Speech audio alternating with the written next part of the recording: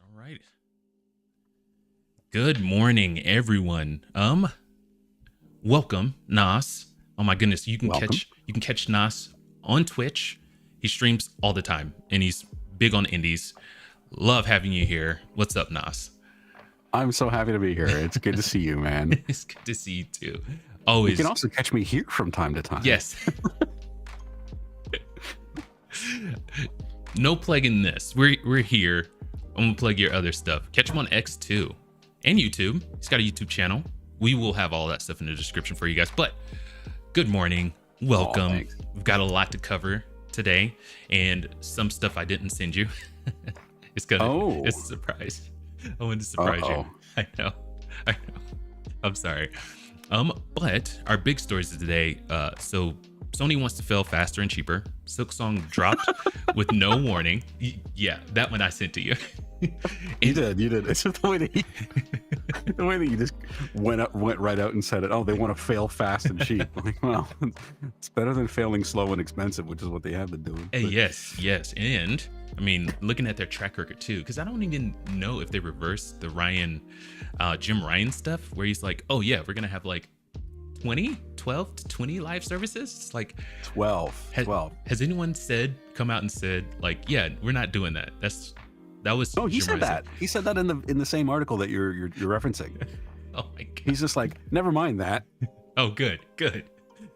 Right on. As long as someone came out and was like, yeah, we're not going to do that anymore because it's going to be slow and expensive, right? Not fast and cheap. It's funny because, I mean, are we getting right into this article now, or are you still introducing everything and I'm just jumping all over you? Oh, no, it's fine. Yeah, but we're doing the cold open right now. Oh, okay. Yes, on a Tuesday, Loki. On a Tuesday. Yes. But we're also going to be talking about Helldivers 2 and how it outsold on the Xbox faster than it did on PlayStation. Because I mean, it makes sense because, you know, Helldivers 2 is like right up Xbox players' alley, you know, and you know, we're going to be talking about how exclusivity is kind of melting away because I've heard a really good point. Like these companies, you know, Xbox, I want to say even Nintendo, because this was around when Nintendo was just getting into making consoles, that lost lead strategy where they make the consoles less expensive and make up that money with the exclusive titles they sell, right? Yeah, with the software sales. Yeah.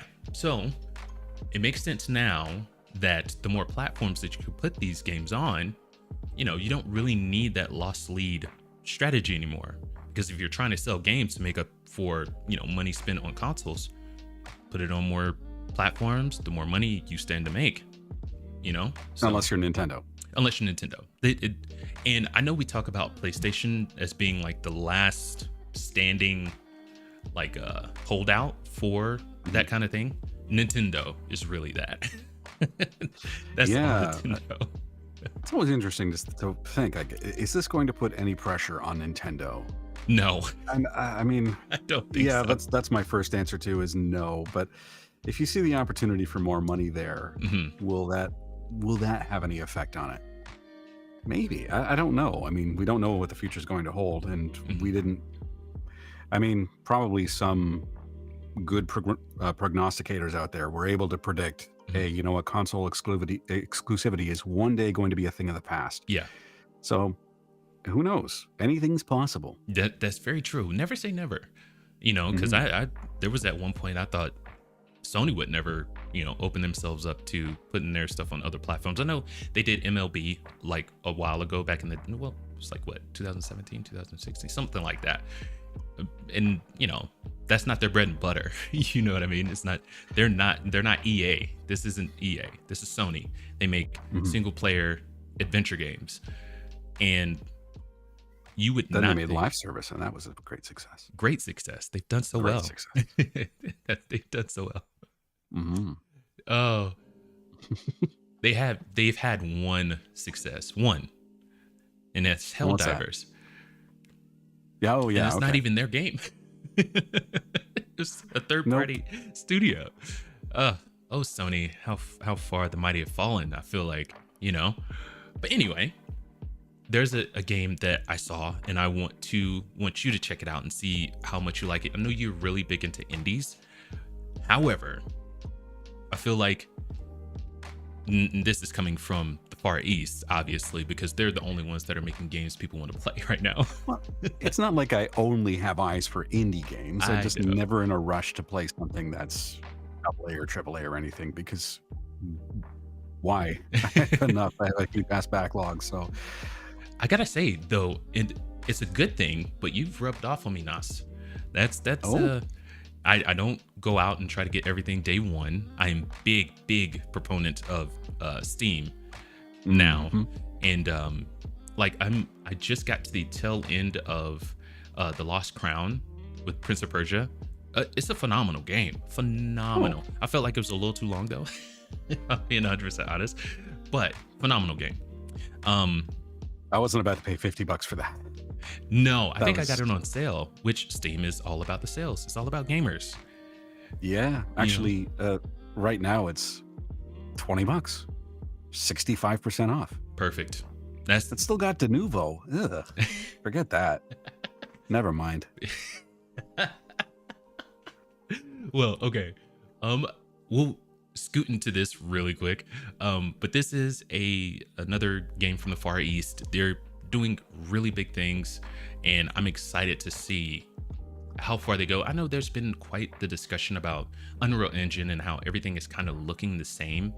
However, it still looks really good, and we haven't really gotten deep into the folklore of, like, let's say China or, Korea, and things like that. Japan is kind of, laid it all out there a little bit. We know a lot about Japanese folklore, but China, Korea, Ooh, quick question.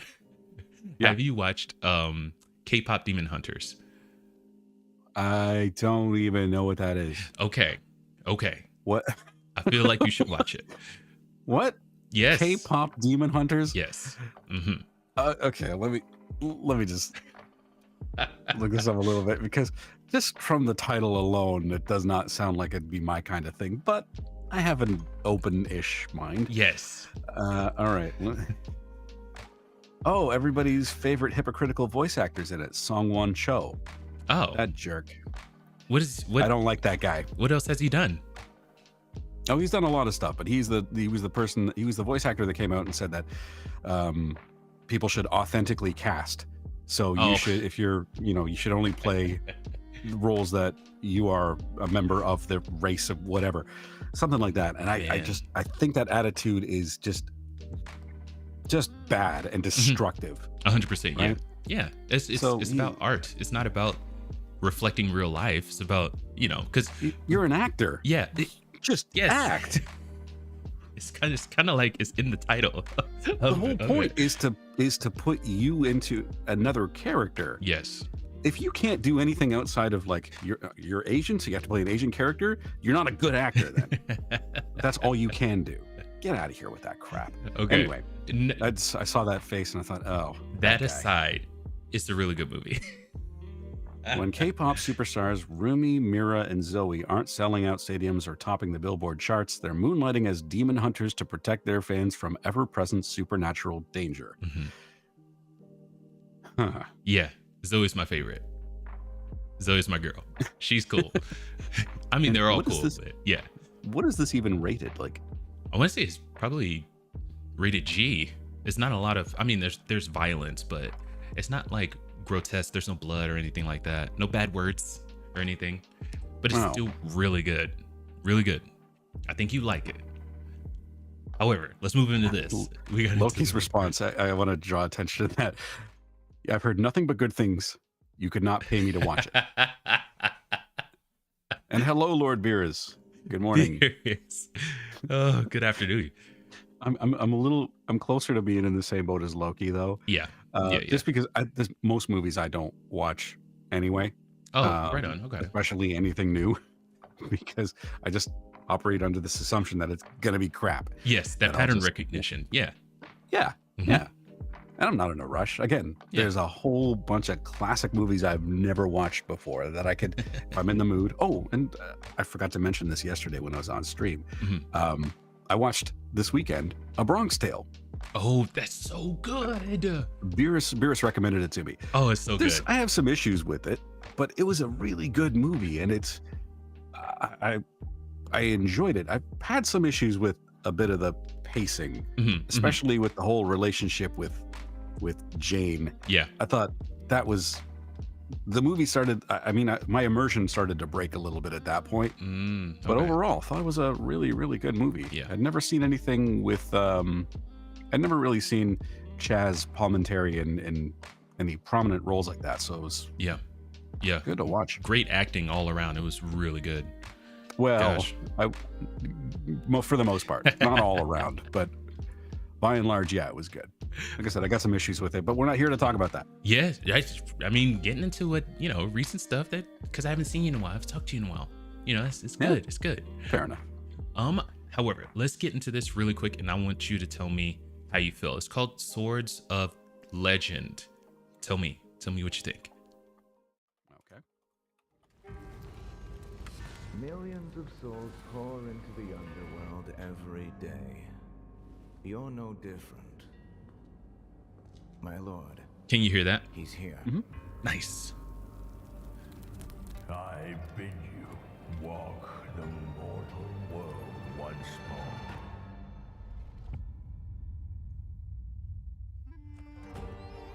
Fallen leaves return to their roots. You shall gather the souls that stray. What's that that one that we looked at long ago? And like the description was like it's a Waxia. It not highlights, but it pays homage to Waxia from films. I'm remembering a game that we looked at like this before. Was it Where Winds Meet? Yes, thank you. God, you've got a memory like a steel trap, sir. No, I really don't. More like Swiss cheese. I just remember the odd thing here and there that serves no purpose most of the time. You're silly.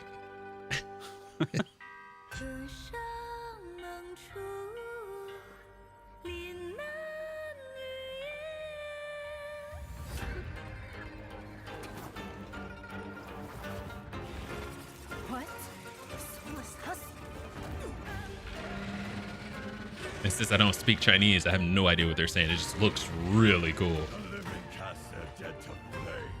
Oh, no, they're speaking English. Sorry. Maybe I'm just not used to the dramatic way they're saying things. Maybe. Oh, look at that. They got some summoning power in there. That's cool. You kind of work in tandem. Water. Yeah. Oof.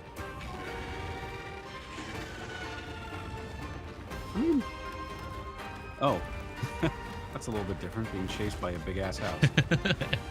Wasn't it Baba Yaga? Does she live in a house with legs? Yes. Crazy. Baba Yaga, yeah, that's right. With chicken legs, I believe. How can you know that? I mean, it looks cool, but I feel like I've seen this before. Yeah. I feel like I've seen it from other games, other game trailers before. So what's new about it? I think they're gonna dig into a different type of like their folklore, Wait, what game was that? Swords of Legend? Yes. Oh, so it's already out. Oh, right on. This is an MMO? It looked like like a Souls-like, kind of, Looks like that's what they were going with it. Maybe I got the name wrong, which is entirely possible. Swords of Legend Online is no longer available on the Steam store. Whoa. This is how closely I saw it and I was like, I want to talk about this. I didn't dig very deep. Which, oh my God. I've got this wrong and I'm looking at I may be looking at the wrong thing. It was Oregon Studios. Okay. Oregon is an indie game company from Houston, Texas. What? Hold on. I wasn't expecting that. That's not Far East at all. Huh. Hold on. Yeah, I screwed up hugely on that one. Sorry. I'm sorry. No worries, man. No worries. This is learning about it now. I find it interesting. Yeah. It looks very similar to Wu Chang, Fallen Feathers, Black Myth Wukong, like that style of gameplay, which I'm not really that much into. I've just started my journey with Dark Souls, and I've really not made it very far. I made it past the first boss, and then I got killed really quickly. But apparently, according to Loki, I was going the wrong way. So I don't know if I'm going to stream that. That might just be a game that I just keep for myself because I don't want to embarrass myself that bad online. I don't know. We'll see. Okay. So Sword of Legend. Let's see. Sword of Legend. Oh. Yeah. That's my bad. Sword of Legend. So Legend of the Ancient Sword, also known as genre Xiangxia. Goodness. Created by Xiao Yun. Based on Gu Zhan Kitan. Oh. Oh, that. It's based on that name that I don't know. I know. So set in the Tang Dynasty, a young boy named Han Yongxi, or Li Yifang, or played by Li Yifang, is infected by the aura of an ancient demonic sword known as the Sword of Burning Solitude. After his entire tribe was killed, he was brought to Yu Du by sword deity Yinjin, where he meets oh good lord, okay, who saves his life. Another name is part of the immortal order in Yudu governed by goddess Nuwa, who ensures that all ancient magical swords are properly sealed. So let us see. What's really confusing is that there's a Sword of Legends movie, and there was a Sword of Legend online game, and then this is, it was originally announced as Gujan 4 in 2021. Gotcha. Okay. Third-person action RPG adventure developed by, Oregon. I wasn't paying attention. I don't know why. Oregon Shanghai, which might be a completely different studio. They may not be based out of Texas after all. I love this. It would make a lot more sense. Yeah, right.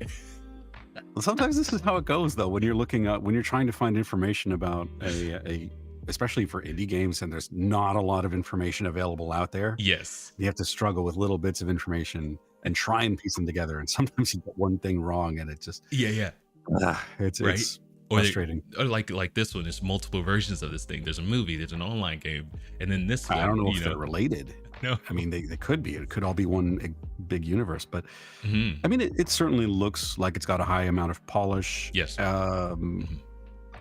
But for me personally, I would watch this game. I'd watch somebody streaming this game, but I don't know if I would play it because, again, I'm really new to Souls likes. Yeah, that's absolutely fair. Totally fair. Yeah, I'm hoping to change that. I want to become a little bit more varied, and I want to be able to play anything except maybe horror games. But yeah, I want to be able to play everything. So that's why I'm starting on that journey to find out definitively if I like Souls likes or not. Right on. So, but I'll keep this one in mind though. I might play this in the future at some point. Okay, and might put it in the backlog. In play it on streams. The ever expanding backlog. Yes, I've got so much in the backlog. It's crazy, and stuff keeps getting added all the time. Like my wish list is like ridiculous at this point. Oh my gosh. Yeah, but I mean, it keeps you fed during those dry months when nothing good is coming out. So having a backlog isn't necessarily a bad thing if you actually get through the games, if you actually play them. Yeah. If you're just collecting them and they're just wasting money, then well, that's true. It's like, why get them if you're not going to play them? It's like, yeah, especially because I might play them someday. Better to have it and not need it, and need it and not have it. But yeah. Speaking of, low prices, wish lists, and all that good stuff, let's get into this controversy surrounding Silksong. Okay. What controversy? Oh, you already know. I know. And we're gonna get into the article that kind of goes over it and gives the like general idea of what's going on. But one thing they didn't add is the timing that Silksong came out and how. Oh, believe me, there's other articles. There's so many articles about this. Yeah, Looking at this from every single conceivable point of view. Yeah. And it's just strange. The only point of view I haven't seen is the one where they're like, hey, you know what? Let's get into it. Let's get into it real quick. That sounds fair. Right on. Okay. So this one's coming from IGN, being pinned by Rebecca Valentine. Ye old Rebecca Valentine. Whoa. Indie developers are worried Silksong's $20 price tag will make it harder to price their games. Some kinds of games are going to get priced out of existence. Man, it's almost like we have a free and not fair all the time, but a free, market, where products live and die by if customers want them or not. It's crazy. Or people can price things however well they please. Mm-hmm. And you price it high enough, you leave room for discounts and things like that. Although I am leery of, like, let's say Concord comes out at $40 and immediately it goes down to, you get a sale on it. I'm like, that's probably not a good game. Yeah, or Dragon Age Veilguard being given away for free. Oh, dude, that was less than a year after its release, I think. How it keeps popping up is hilarious to me. It's not ever good news though. Like, never. It's like this weird, crappy undead zombie. Yeah. It's not like particularly threatening. It's just annoying. Yes. You want to stop hearing about it. Right. But it just won't die. After this, yeah, it'll probably die after this. Where are you gonna go after people are just trying to unload your product and get it out of there? Wow. You know what I mean? There's no place to go after that. So I anticipate it'll be done after this. This quick little mention, which we don't have an article for it, we're not going to go into that. But with Hollow Knight, Silksong out now, many players are celebrating its unexpectedly low $20 price tag. Oh, look at that! Gamers love a deal. But some independent developers are pointing out that that great as this may be, good lord, it could lead to unreasonable expectations for other indie games that can't afford to sell that for that low. Before we get into the lizard brain comments, I would love for you to kind of enlighten us, Nas, on how everything started with Hollow Knight. You told me a quick story about Reddit. Oh yeah. Yes. Well, that was kind of just an isolated thing, but I saw a post that's been circulating around from about I don't know when, just before Hollow Knight was released. There was somebody had shared online a little bit of information about the game that their friend was making, and the post was just kind of getting crapped on by people in that subreddit. Yeah, it's Reddit. What do you expect? Right. There's fair. Always going to be people complaining. Another Metroidvania, throw it in the trash. It's just whatever. We don't want more of this. And then it ends up selling 15 million copies. Not all at once. It was over the course of 12 years, I think. Still though, that's nothing to sneeze at. Some AAA games would die for sales numbers like that. Oh yeah, absolutely.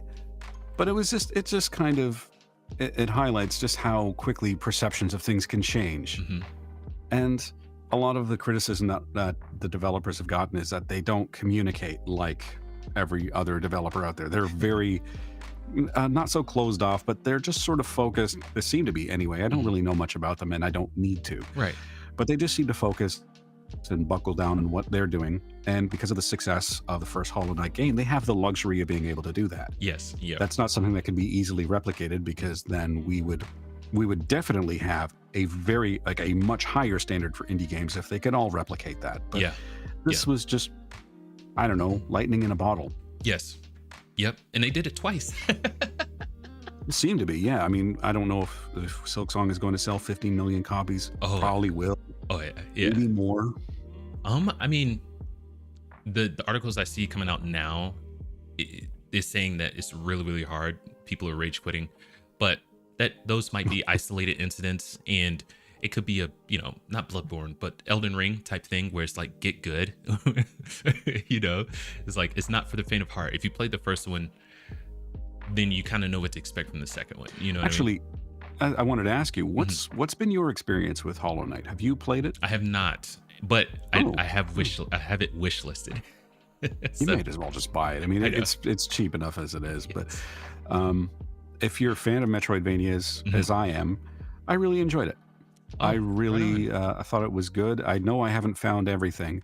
Gotcha. I'm actually playing through it again with my little one. This is her first foray into 2D platformers, and because she saw me playing that. Yeah. And she's like, I want to play it. I'm like, okay, sure. This game is going to kick your ass. But don't be afraid of dying. Yeah. Don't be afraid of trying something new. And to my surprise and to my joy, she's really kind of buckling down and getting through some of the really hard sections. Right on. I didn't think I'd ever see her playing this type of game, and now actually seeing her enjoying it and thriving in it is really nice for me to see. Yeah. So having a gamer kid, like when our generation, we grew up with video games, it warms the heart. You know what I mean? Like watching my son play his Switch, or my daughter, she's playing through Neva, and she's only 7. Okay. She's 7 years old playing through Neva, and it warms my heart. Every now and again, she's like, Dad, I can't get through this. And I'm like, I'll take it from here. Dad, the gamer over here. But yeah. I don't do that. I don't get through difficult sections for her. Right on. I coach her. Yeah. I tell her what she can try. But the most that I'll do, because, okay, I'll just give you an example. For anybody that's familiar with the game will probably know what I'm talking about. But there's an area in the game called City of Tears. And there's a character that you're following to get there. She's actually the protagonist of Silksong. Her name is not actually Silksong. Her name is Hornet. Yeah. But anyway, because some people have been calling her Silksong. That's just wrong. Anyway, to get through that section, there's some pretty tricky platforming involving spikes. And every time you hit spikes, it resets you to a safe position. And all that I've been doing to help her out is just getting her back there if she dies. Because you have these benches that are your save spots, and every time you die, you go into your save spot, and you respawn, and you have to fight your shade in order to get your full soul meter back. That's not important. I'll just get her back to that point so she can try it right away. Yeah, that's it. That's all I'll do for her, but only for that section, because it was a pain in the ass for her to get back to it. But she did it on her own. She got through that section on her own. I wasn't around for it. I'm kind of disappointed about that, but it is what it is. Yeah, she's feeling confident enough to do this, to play through this game on her own, and we're actually talking about it now, and she's asking me questions and I'm able to answer her. That's so cool. Which is kind of nice. Yeah, it's been fun. So you haven't played it. I recommend that you should, just so you have a little bit more context for everything else going on about it. You may not end up feeling about it the way that some people did, and I don't feel about it the way that some people do. It's a good game. Is it the greatest game of all time? No. What is? I have no idea. I probably haven't played it yet. There you go. But it's a very well made game. There's a lot of attention to detail. I like the story because it doesn't force feed you anything. Yeah. Though, in fact, you can miss big, huge chunks of the story. You can miss entire areas of the game. Uh-oh. Well, anyway, I'll continue for the rest of the audience. You can miss entire sections of the game and just get to it through the second playthrough. If you want. You don't have to. It's entirely up to you. No, I don't have any way of muting Fox. Well, let me just catch up on chat in the meantime. Beers says AAA gaming companies would get sales like that if they lowered game prices. Yeah, right. Actually gave some substance and replayability in their games without microtransactions and actually listening to the fans. Yeah, and in another world, people wear hamburgers on their feet. That will happen after hell freezes over, says Bunny. Yeah, she's right. Beerus says, since Nos loves Metroidvania games, hopefully he'll get into retro Castlevania games because they have some really challenging and solid Metroidvania titles from way back when. Yeah, including Metroid and Castlevania, neither of which I've played. I know, there's the gaps in my gaming history. I will cover those at some point, though, because I focus mainly on... let me try this again with real words this time. I focus mainly on indie and retro. And those, I'm a little ashamed that I never got around to playing. All right. Sorry. Oh, welcome back there. Thank you. I was just reading through some chat. Oh, right on. Shoot. Okay. We will get there. I promise. All good. Crisis averted? Yes, I think. I don't know. That's all good, man. If, I'll just read chat if you have to jump off for a little bit and Right. deal with the family. Yes. Oh, I love them so much though. They're knuckleheads. Real quick, let's get back into the article. Yeah, sure. So this is coming from RJ Lake. He says millions of people will probably buy Silksong on day one, and it was a game that had a very low budget because the budget is these devs worked on it without direct pay for however long they wanted to do that. I have no idea what he's talking about there. It had... Well, I think what he's talking about with Silksong is because they had the money from Hollow Knight, they didn't have to worry about deadlines or budget or anything like that. Right. Okay. So they can price it however they want. As a result, their return on investment is infinite no matter what they do. But by charging such a low amount, they are causing lizard brain signals to fire off, saying this kind of game is worth $20. You should expect this game for $20. If enough of those lizard brain signals fire, some kinds of games with actual budgets to pay people who need to live are going to get priced out of existence unless they can get the kind of organic groundswell you can't plan for. I hate to say it, RJ Lake, but that is life. That's what happens. This could have easily happened to Team Cherry with their first game, and no one would have said anything. It would have died quietly in the dark, in the abyss, and we wouldn't be having this conversation. But because it did so gosh darn well, they set themselves up.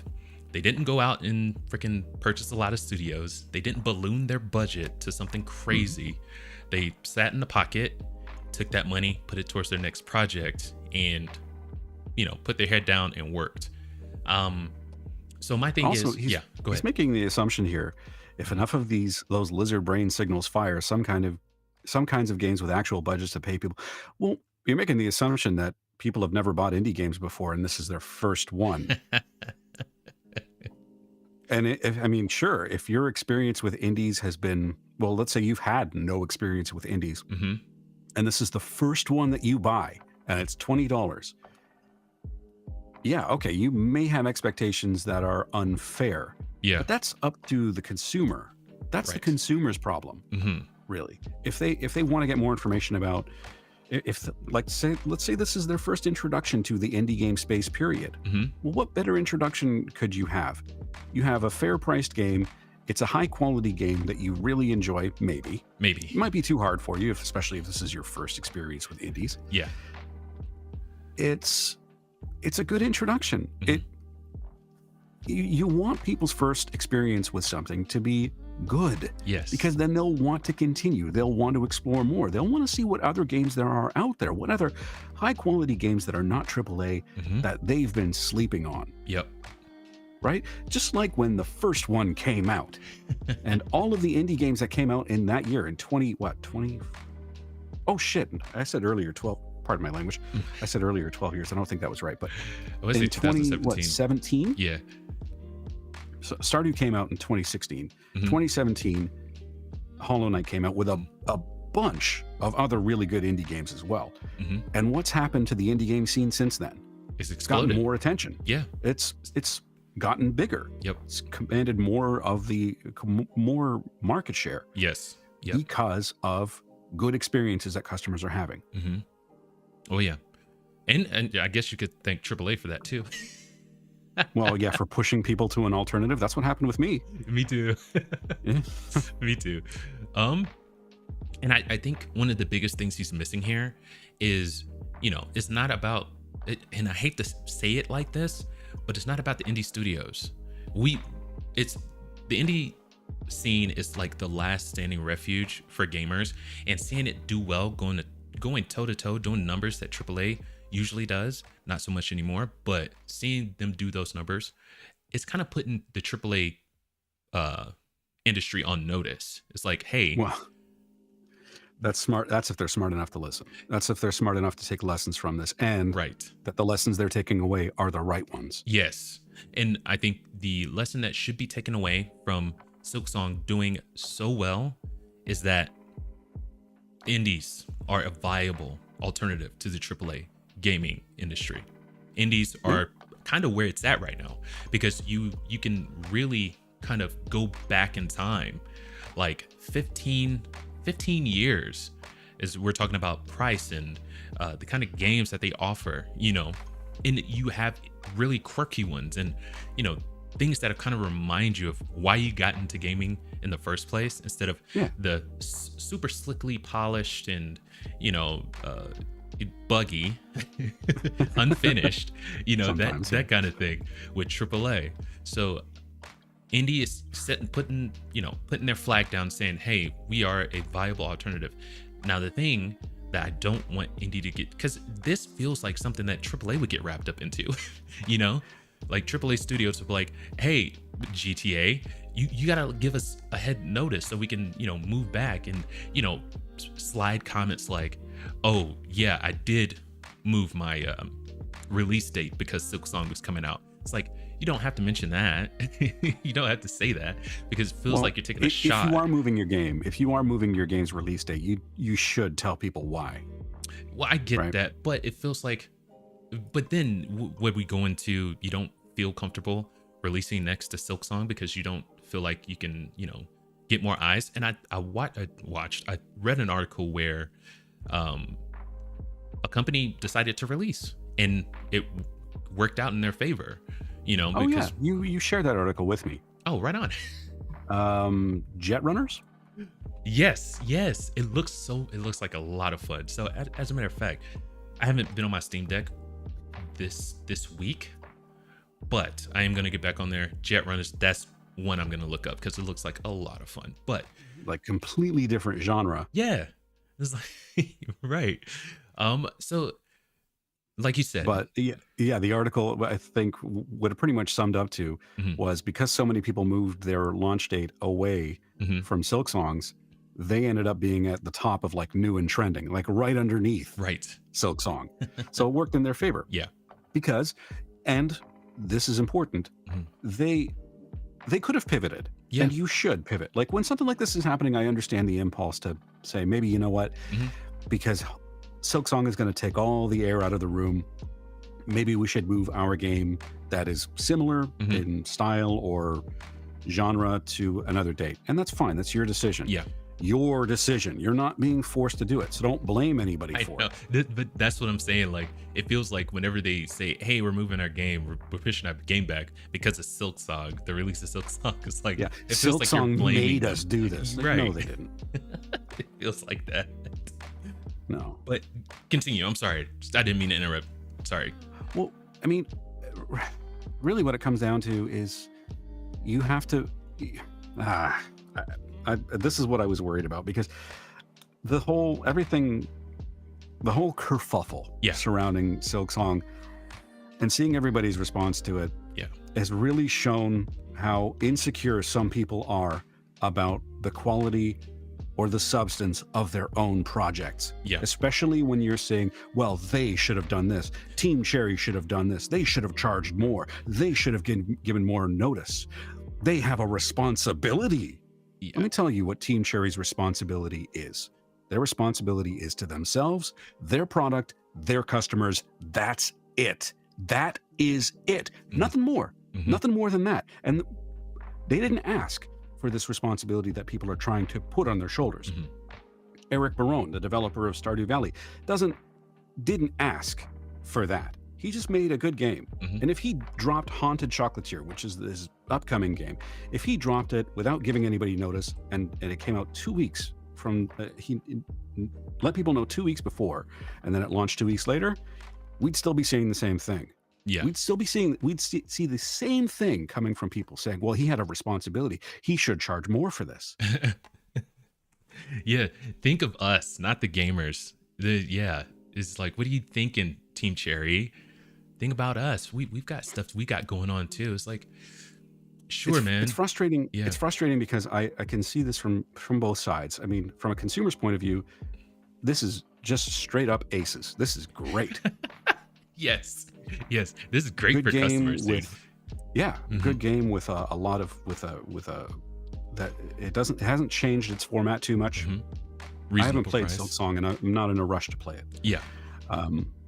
But it doesn't look like it's that much different. The gameplay looks fairly similar. Obviously, there's going to be different combat and movement mechanics for Hornet. Yes. Whatever. That's fine. And it's priced right. This is a win for customers. Yeah. So seeing anybody attack what Team Cherry has done sort of indirectly feels like a slight towards the gaming customer. Yes. Yeah. And like you said, so, on the other side of that, we get it. We get that you have, people you have to pay. You've built this team and you need to sell it at a price that's going to, of course, we get all that, indie devs, we get that. We get it. Don't think we don't empathize with what you're going through. If you went into this trying to make the same money that Team Cherry did with your project, I don't know if that's going to happen. It's probably not. Most of these, I wish it weren't true. Yeah. But most of these games are never going to see even a fraction of the success that those games have had. Right. It's just the way it is right now. Right. Will it always be that way? Who knows? Maybe not. Yeah. But all you can do is worry about your project. Yeah. And make it the best that it can possibly be and price it reasonably. You can't control what Team Cherry is going to do or not do. Right. They don't have any obligations. They haven't done anything illegal or, as far as I'm concerned, unethical. Yeah. Yeah. And I've seen people say, well, they wanted to, they're actually going out and saying they wanted to ruin it for others. I don't believe that. Why would they want to? They're kind of in a different league completely. They're technically indie, but they're in a different league from most of the indie developers, most of the indie games that I see. Yeah. Yeah. They're more like a AA studio now. Well, based on budget, I don't think so. Well, no, the kind of money that they have stashed away because of how successful both these two are. If you've got, like, let's say some guy who was a former tech billionaire, just for example, decides, you know what, I don't want to make billions anymore. I want to make an indie game. Yeah. And he finances his own project, and let's say it costs him, I don't know, $100,000 or $50,000. Yeah. He's got a huge bankroll. That's still indie. But is that still indie? Oh yeah.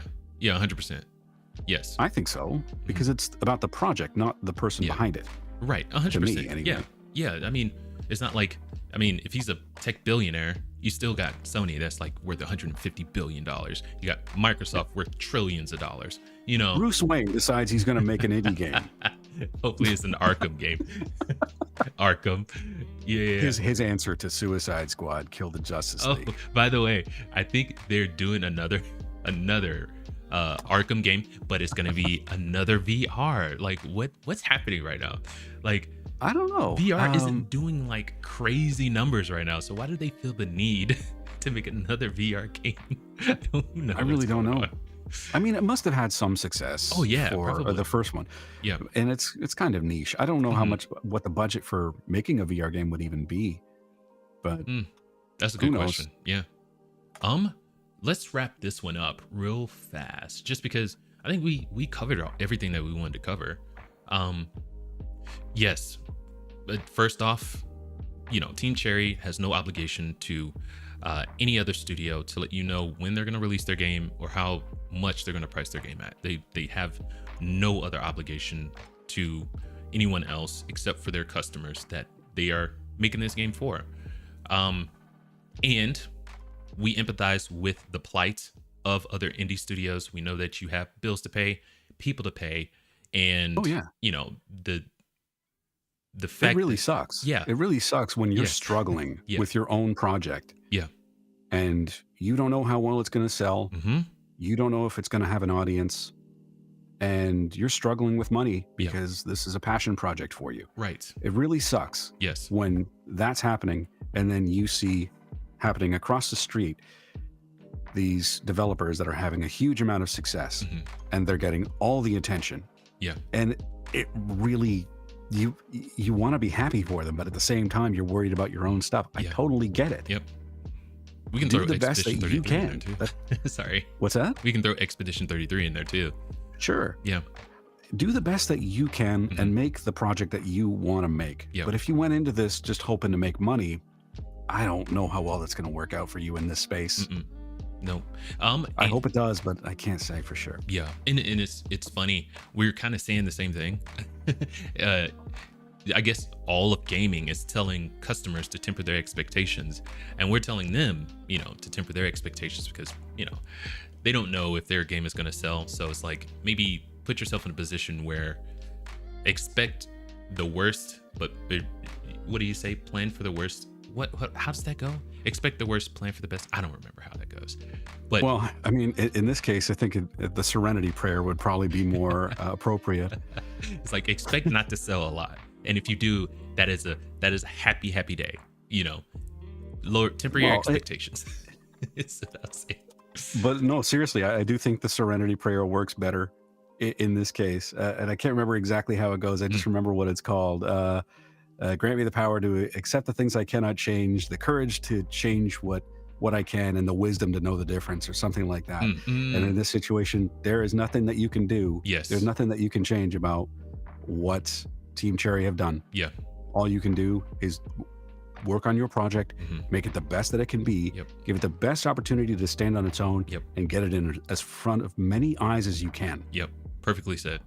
Wonderfully said. All right. Let's move on to failing hard and failing fast.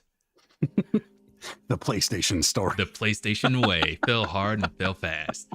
This is coming from VGC. As long as you're doing it cheap. Yeah, apparently. As long as you're failing cheap. Good Lord. Well, the 150, well, I mean, I guess that's what they're worth, but who knows how much they have on hand. But take that amount and develop however many cheap projects. How long will it take them to go broke, I guess? I don't know. Yeah. This is coming from VGC. I would like for us, when we fail, to fail early and cheaply. PlayStation Studios head says Concord taught a big lesson. And this is hosted by Chris Scullion. I like Scullion. That sounds strong. Scully. It sounds like Scallion. You rap Scullion guy.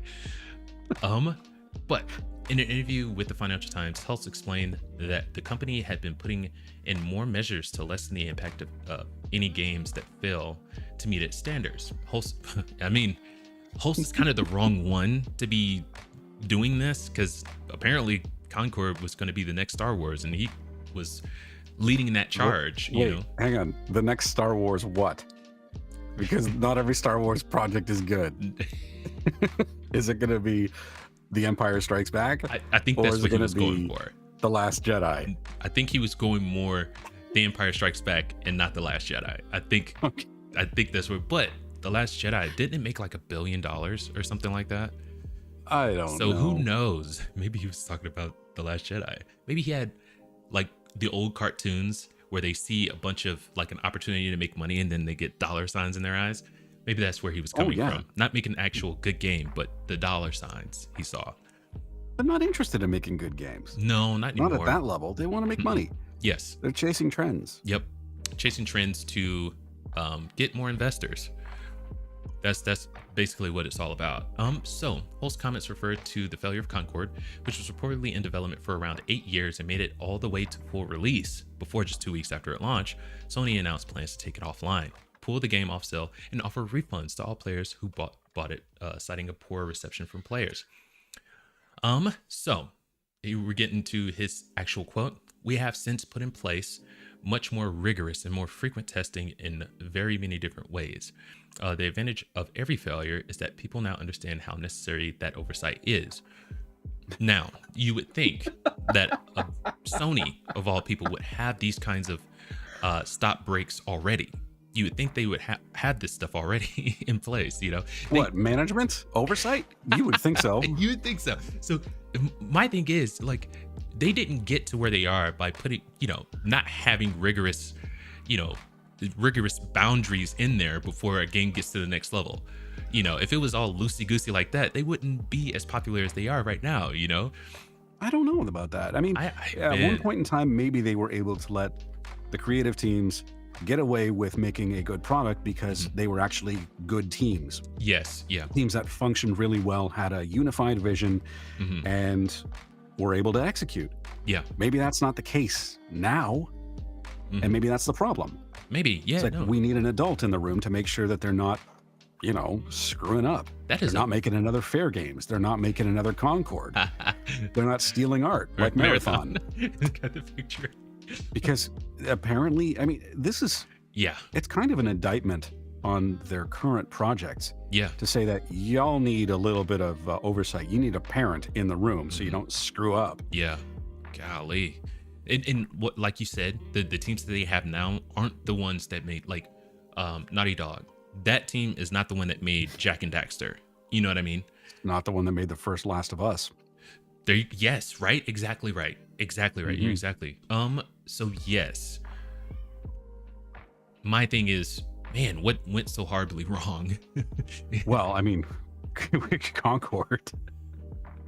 I mean, it's not on paper, this was supposed to do very well because they had devs from like really great games and they get in and they crap the bed this hard. It's crazy. Hold on, give me one quick second. I'm sorry.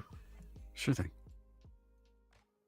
Oh, okay. We're going back to reading some more comments. Hello, everybody. It's as Bira says, it's narrator Nos. So let's go back to where we were before, because we have not been catching up on them. Lord Bira says, yeah, Bun, unfortunately that Bride of Unholy Curses Taylor is going to be tough to get out of GG's system. Merlin and I are looking into divine rituals, though. Ooh, an exorcism might actually work. What, for Marathon? Welcome back. No. Maybe. Well, maybe not an exorcism, and maybe just excising a tumor. Might be more appropriate. I don't know. Maybe. That's hilarious. So I'm so sorry. No, it's fine. I was just starting to get into chats. That's what I was reading. The number of live services is not important, he said. What is important to me is having a diverse set of player experiences and a set of communities. Well, if you're doing a lot of live services, you're kind of, I guess live services do have, you know, you got the looter shooter, you got extraction shooter. Are those the same thing? I think so. I've never really been sure on what the difference is, but I think they're related, if not similar. Yeah. I mean, I guess you. But can I love have how he just sidesteps that issue, eh? Yeah, it's just like, oh no, don't worry about that. That's not important. The number of live services isn't important. Disperse. But yeah. So my thing about this is they're a $150 billion company. They didn't get there by, you know, not having restrictions and, you know, stop gates to, you know, get quality products out the door. Don't get me wrong. Back in the day, you know, you'd have some stuff where bugs happen, but unlike now, you can't patch it over the internet, you know? So whatever you put out, that's what it is. And if people hated it enough, you know, then you just don't make money on it. But a bug is something unintentional that happens in the game, right? Something that's not supposed to happen. Right. Concord is not a bug. No. It's in the DNA of the game. It's down to its core. Yeah. There's a problem with the game. Yes. It's not. You're right. It's not something that you can fix without basically retooling and starting all the way over. Yes. And so I guess where I was going with that is they're not the same Sony now. This isn't the Sony that we grew up with. And the fact that he's like kind of admitting that when we fail, we want to fail cheaply, quickly. It's like how far has Sony fallen for this to be who they are now? Got a couple questions for you. So like, Sure. do you think that like they're, with him saying this, is this like a PR cleanup, or do you think they're gonna make like these genuine like moves to make better games? You know? I don't know. This could be just for shareholders. Yes. Yeah, I always. I mean, whenever an executive is talking, I'm wondering, like, am I just a regular gamer? Am I the intended audience for this, or is this a multi-layered message where part of it is for the shareholders, part of it is for the internal teams, and part of it is also for the audience? And that may be their communication strategy. But I always try to look at it and think, okay, what exactly is he admitting to? Yeah. By saying that he doesn't want teams to, he wants teams to fail fast, it's him acknowledging that we have failed slowly and it has cost us a bundle of money. Very good point. Holy moly. Yes, this is, that is a blunt that much admission, is known. Yeah. Right? But him admitting it is interesting. So do you think this is going to make like more experimental titles more likely or less likely? Do you think they're going to, well, you know, give a less something that's not going to cost as much, and then just tell them, hey, make a good game out of this, you know? It may down the road. Okay. But I think this might be signaling something. It may be preparing the audience for something that's going to happen. Okay. And Loki said earlier in chat, they're about to cancel Fair Games and maybe Marathon. Hermen Hulst is an idiot of the highest order. Well, I mean, maybe. The fact that they have to cancel these projects, I think, kind of is that. And then Concord by itself, why they made him a CEO, I have no idea. That's probably the worst move ever. But go ahead. Sorry. Maybe you can reuse some of the assets from the game, but you're definitely not turning that into anything other than a huge failure. No. For the games that you're going to cancel. Yeah. But his statements may just be like, okay, this is the direction I want us to go in. So we're about to cancel a bunch of stuff. Right on. Because I want to, because think about it. It would make sense. He's saying we want, if we're going to fail, meaning he's not planning to, but he acknowledges that they have. Yes. We want to do it fast and cheap, which means some projects that may have just started and he's getting a sense for what direction they're going in or whatnot. Maybe not. Maybe he's just looking at cutting, but this is his way of preparing the earth before he starts to cut into it. Gotcha. Yeah. Okay. It would make sense. Yeah. Yeah. So some cancellations could be forthcoming. Not making any predictions. That's not what I do, but I wouldn't be surprised. I think what they should do is, I mean, when they got these studios, except for Bungie, a lot of them were, you know, single player adventure titles, right? But it seems like their third party, like, you know, with the Arrowhead, their third party stuff that's live service is doing really, really well. Yeah, despite Sony. Yes, exactly. I mean, how many times did they freaking trip over themselves with the PSN stuff? Yeah. The pricing stuff, you know? The people didn't make a big hoopla out of the price, but I mean, you could have. It's like, why? It's same thing with Concord. You know, what out of the price of Helldivers 2? It was reasonably priced too, though. There are no micro. I mean, I've never played Helldivers 2, but there are no microtransactions, right? It's just you pay the one price and then that's it.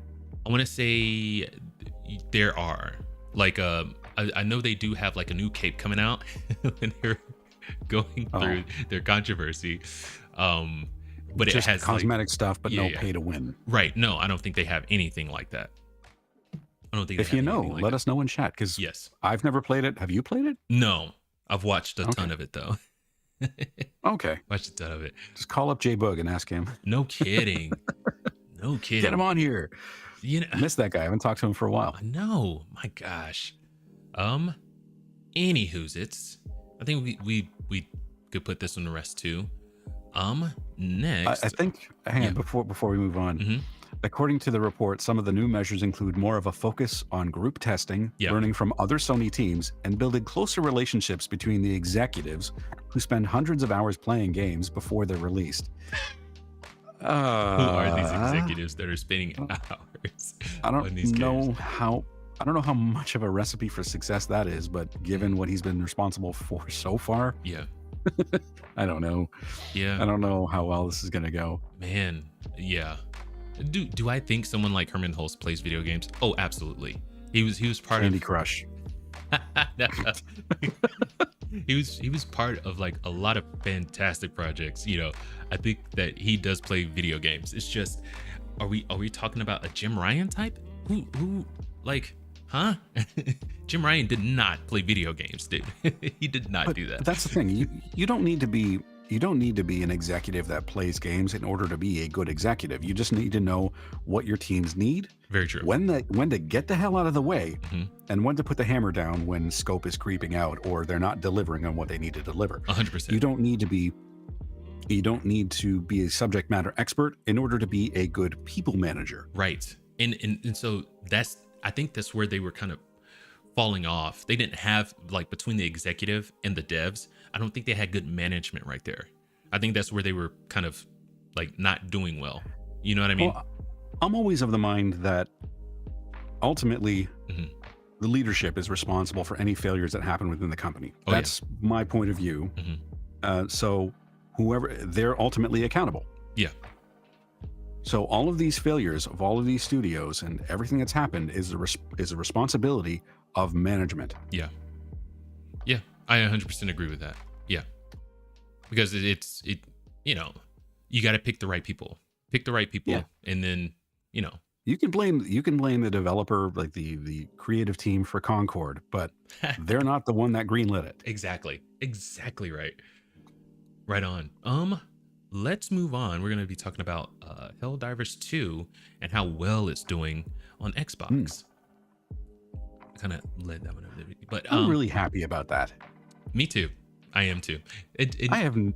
Yeah, sorry, go ahead. The overarching thing for me with this news in particular is exclusivity. That wall finally being broken down. I know that with PlayStation, it's going to be slow moving.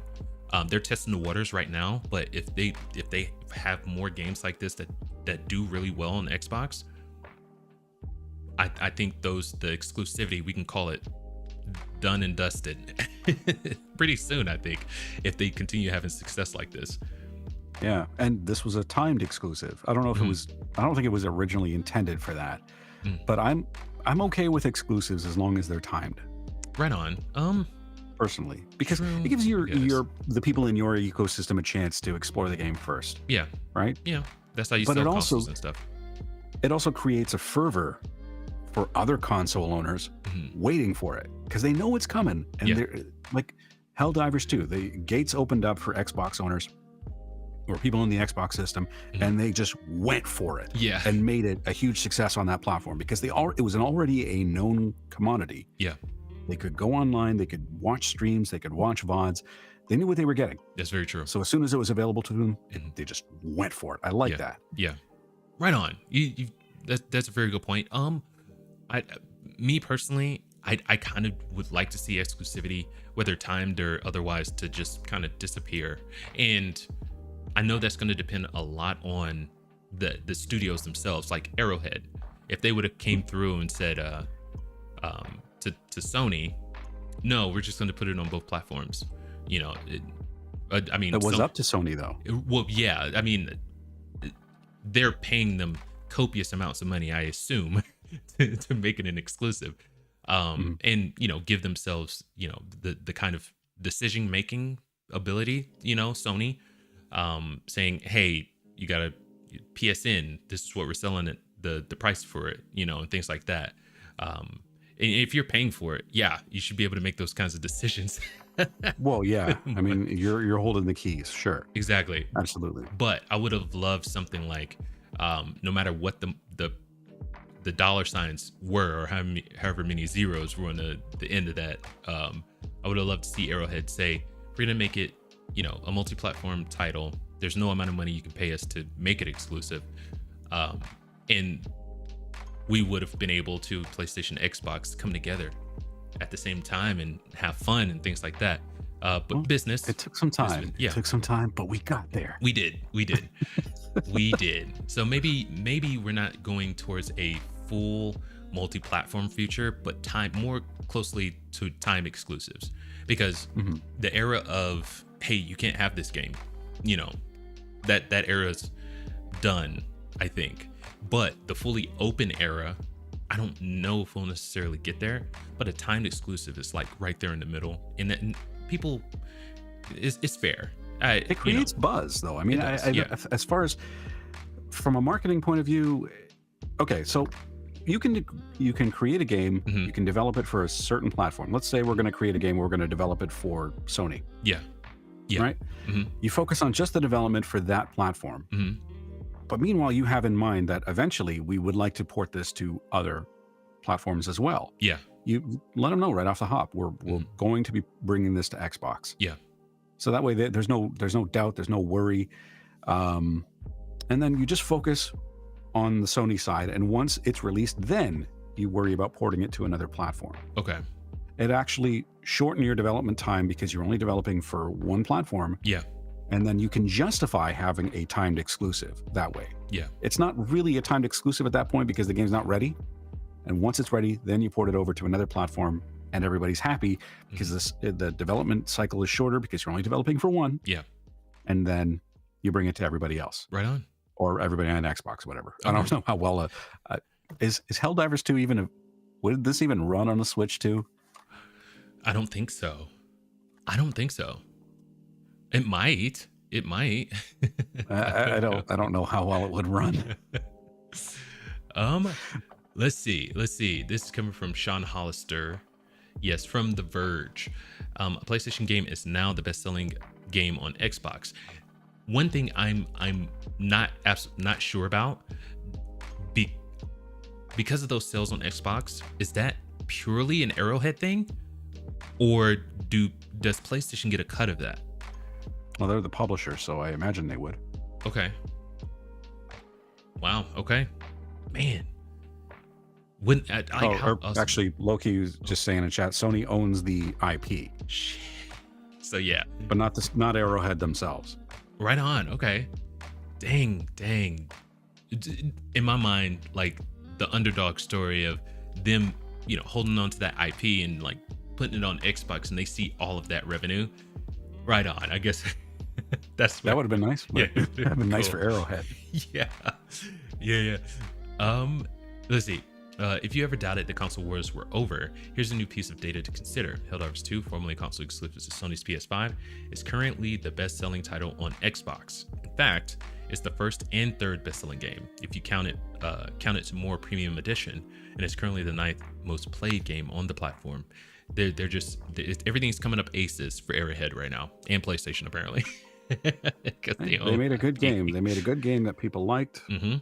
They deserve it. Yes, 100%. Oh yeah, I'm happy to see them do well, because their CEO Giorgiani is a solid guy. He's the kind of guy that these other CEOs need to be. Like, I remember watching an interview with him, and he's saying it's sad to see what's going on in the AAA industry right now with all the layoffs, ballooning budgets and things like that. And the interviewer asked him if he had plans to expand or anything like that, and he said no, we're going to pay our team, and we're going to do it well, and we're going to focus on what we have at hand. Because it did really, really well. So good. They could have absolutely, what was the Pocket Pair? The same thing with them. They could have done so much, but it feels like they're staying in the pocket, no pun intended. They need all their money for lawsuits. Oh my God. They need to fund their legal team. We have an update. I don't think I sent you this one. No, you didn't. Right on. Okay, we'll get into that here in a second. But yes, so this I love seeing this because it just lets me know that exclusivity at least the way that we've known it, because companies were using it to sell consoles and get people into their ecosystem. That kind of exclusivity is going away, and we will end up in a middle ground where time exclusives. So if an Xbox guy sees something they want to play on PlayStation, they can expect it to come to Xbox as well, and I think it's awesome. It's like a gaming singularity. Yeah, but I like it because it's a win for consumers. Yes. And I'm a consumer, but it's not a game I play. Yeah. I don't know if I ever will play it. Right. But other people are playing it, and I'm happy for them. Me too. Yep. Because if you're playing a game that doesn't allow you to escape and it doesn't give you fun, what are you doing? What are you doing? Yeah. Yeah, seriously, that is a great question. Oh, I have some questions for you. Unless you're like a gaming journalist, but I don't really care about them. Let's see. Yeah. So, well, I mean, I have an opinion on it, but why do you think Sony's finally opening the gates, especially with like live service games? Because they don't have a choice. Right? More money. More money. Well. Yeah, plus your biggest competitor is already doing this, and people are really digging it. Yes, right. And we've said this a long time ago, like a year ago. We've been saying this. It's like Sony's going to be forced to come to the table because of the amount of money that Xbox is making from putting it's in. I guess the real eye opener for them was how well Forza did on the PlayStation Store. Mm-hmm. That was like, oh God. It's like, can you imagine we put Helldivers 2? Exactly. Why wouldn't a game that like PlayStation and Xbox gamers aren't really that different under the hood, are they? No. They bleed. If you prick them, they bleed, So if a game does really well on one platform, why wouldn't it do well on another platform? Exactly. Why wouldn't it do well by exposing it to more customers? Mm-hmm. Exactly. Widen that pool, and you have more eyes that you can get onto your product. That's like the simplest thing ever. I don't know what took them so long, but whatever. Old attitudes, old ideas, and it's hard to pivot at that level, I think. Yeah, very true. Because you're changing a lot. And I know you posed this question before at the top of the show. Do you think Nintendo will ever come around? Like, do you think Mario will ever make it to PlayStation or Xbox? Do you think? Because they are kind of an anomaly. They're staying in their own lane, and they have been killing it for a long time. Very long time. At the same time, I mean, I don't want to say no. Yeah. I'm thinking it's more of a question of time frame. Okay. When will they? Yes. And I don't see it happening anytime soon. Fair. Absolutely fair. Like, eventually, I think it will have to happen, but they are like so well off where they are right now. It's not going to happen anytime soon. I think that's fair. That's fair. Okay. Yeah. Now let's get into. Actually, sorry. Yes. One point that a relevant point that Loki brought up. The next Xbox may have Steam integration. I think they will. Yeah. Yeah. Mm-hmm. And he also, he just put in now, they would need a new CEO with a different mindset before that happens. Absolutely. It would have to be something that comes from the top down. Right on. Yeah.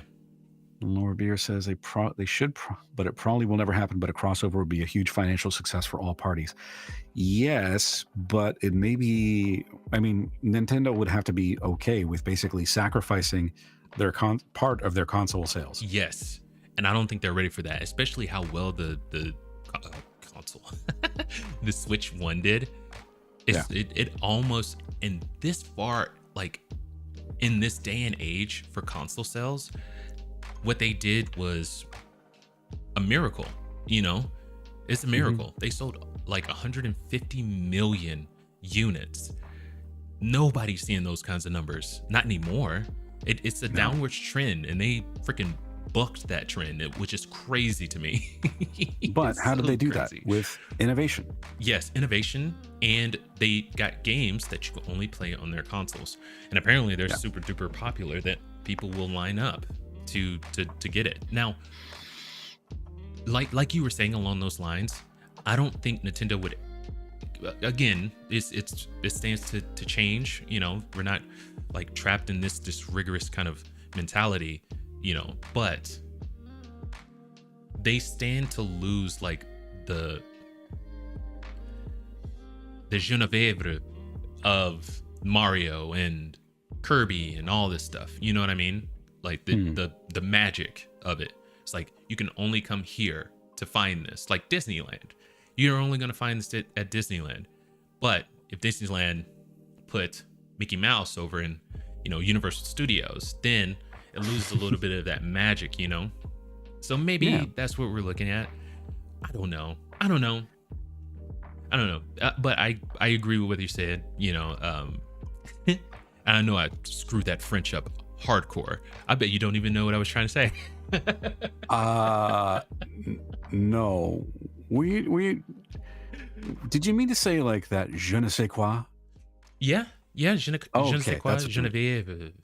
It's like that essence, that Yeah, unique quality of being only available, this character having this history on this one platform and only being available for it. Yep.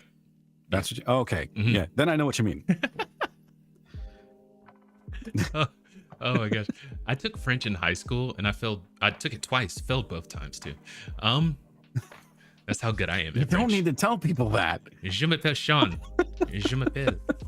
That's all I know. Bonjour. Well, we had to take French in high school up here. Well, yeah. Were you were in Quebec? Yes. Oh no, never mind. Don't tell me. No. Don't tell me. Sorry. I don't even know why I asked that. We're getting a little too personal here. Nas, knock it off, buddy. I live in Canada. Canada. That's it. Yes, Canada. Nice and the Great White North. That reminds me of Scott Pilgrim. That movie is so good. Oh my god. I'm not allowed to watch it anymore. Oh, why? Because you've watched it too many times. I watched your it wife too many is tired? times, and my wife's like, I don't want to see this. So if I watch it, it's got to be on my own. Yes, I've got a lot of movies like that my wife is like, we're not doing that. I got a lot of songs like that too. It's like you listen to the song too many times, and I didn't like that much to begin with.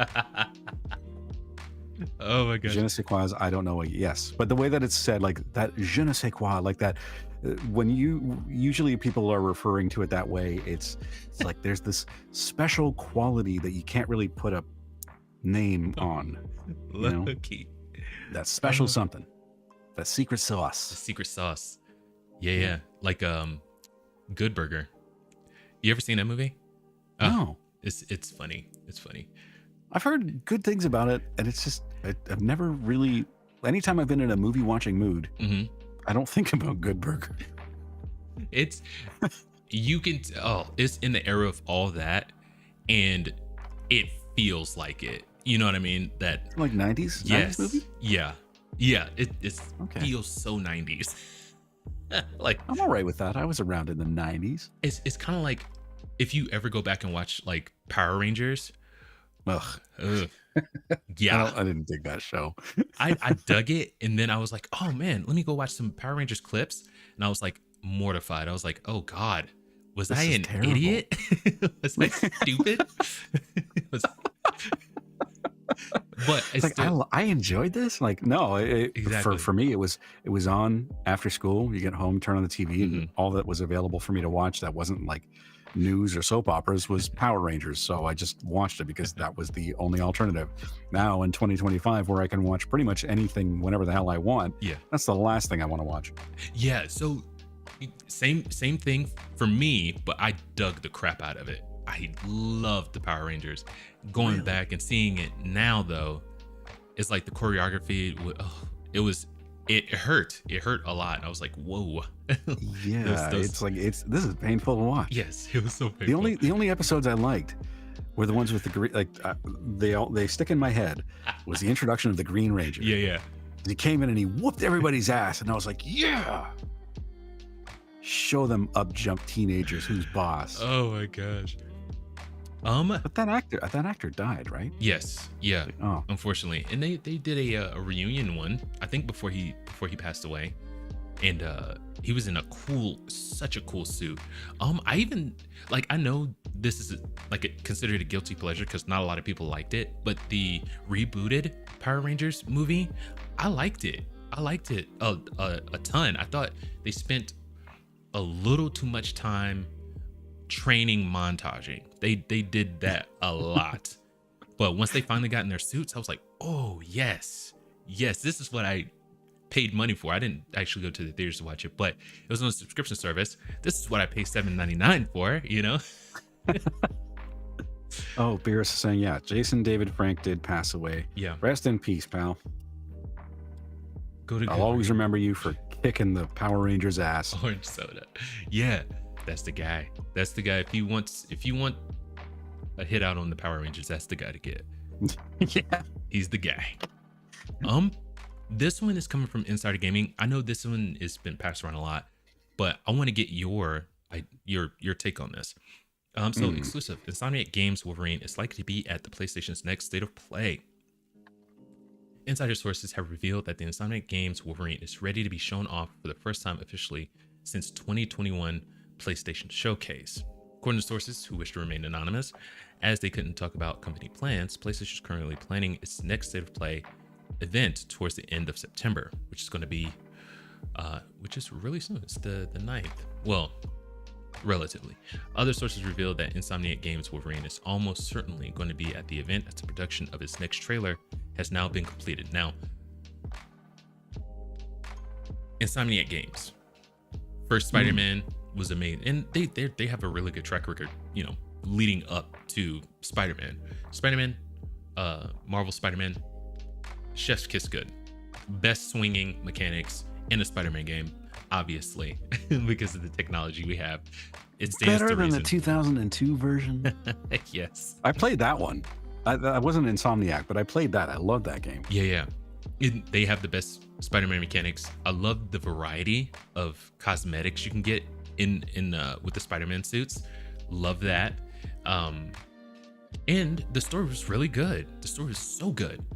You know, fast forward to Spider-Man 2, and if they would have just made this about, you know, Venom and Peter Parker, I think it only sold 10 million copies. I will look that up, and you know, when we go into like the section for chat, but it sold significantly less than the first one. And it's because they added in some very not good stuff. Just leave it at that. So I heard that part of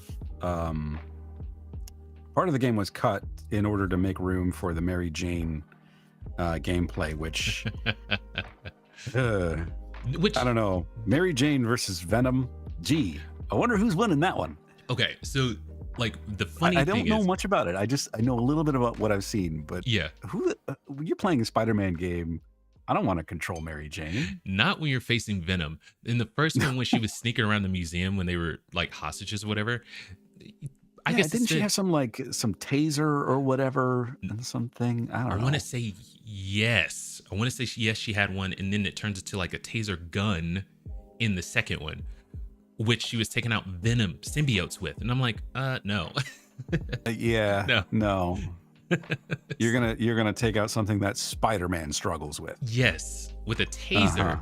And Spider-Man, Peter Parker's like, man, why didn't I think of that? It's like, why wouldn't you give one of those tasers to every single member of law enforcement and the military if they're that freaking powerful?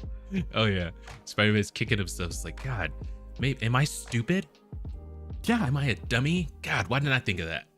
Mary Jane out here, who's significantly less strong, less fast, all the parts that matter, she's significantly less effective out here taking out, about it, you know, thinking about it casually here, because we are the casual consumers. Because I haven't played the game. Yeah. No, you gotta plug your show. Yeah. From a casual point of view, you're playing a Spider-Man game. people know who Spider-Man is. He's everybody's favorite neighborhood web slinger, right? So a lot of swinging between buildings, fast action, things like that. Yep. But changing to Mary Jane, that's got to feel like a completely different game. You're landlocked. You're locked to the ground. You're sneaking around, so you've got stealth mechanics that you have to worry about as well. It just feels, from my point of view, like you shoved that into the game. Why? Which they... who knows? Who knows? That's a great question. I think we know, but... yeah. Oh. Oh. Yeah. Yeah. Yes. So in reference to Wolverine, wait, what? You there also play as Miles's deaf girlfriend? That I did not see. I didn't play as Miles's deaf girlfriend. Maybe that was one of the like side missions that you had to do, but I don't think it was part of the main thing. So the Mary Jane stuff was? Yes. You had to play as Mary Jane. Oh. Okay. Yeah, which still, why? Why? I mean, don't get me wrong. With the Sinister, I want to say Sinister 6, you know, that by itself is an overwhelming thing for a regular person. But then you get into Venom. This man is going around biting people's heads off. You know, it's like, and he's just as stronger, if not stronger. He has the abilities that Spider-Man does. He's basically Nega Spider-Man, you know? Yeah. So then you're getting into like, what's the, not existential, but like it is city. In his city, Venom could easily take over New York City. You know what I mean? For sure. So, yeah. And also, I believe that symbiote can procreate because that's where Carnage came from, right? That's right. You know what? That's a great question, because even though I do love Spider-Man, I'm not like a comic freak. I do own some comics, but I think that might have been just a different symbiote. I don't know if that's like an offshoot of Venom himself, though. Pretty sure it is, but you continue. I'll look it up. Right on. While you're looking that up, if you know Wolverine's set in the same universe as Spider-Man, can we expect any crossovers with Spider-Man? Because they do work together. You know? They cross over a lot in the comics, I believe. Yeah. And I don't know if they're both on the Avengers at the same time. That's very... oh yeah, I almost forgot about that. Wolverine, because what wasn't it? Because I mean, you had Planet Hulk, and then when he comes back after oh man, this is painful. This is two non-comic book guys trying to piece together the little bit that they know of the comic books. Well, I'm thinking of like whenever Wolverine was part of the Avengers. I want to say he was when Planet Hulk that thing was going on. You know, when he came back to Earth and just laid waste to everything. I know a little bit broadly what the story is of Planet Hulk, but I don't know anything else about that. But I did look it up. Yes. Carnage is an offspring of the Venom symbiote. Right on. Okay. Holy crap. It's just like, and he bonded with Cletus Cassidy. That's right. To become the supervillain Carnage. Yes, that I do know. Cassidy and Carnage. That was in the cartoon. That was in the Spider-Man the Animated Series cartoon.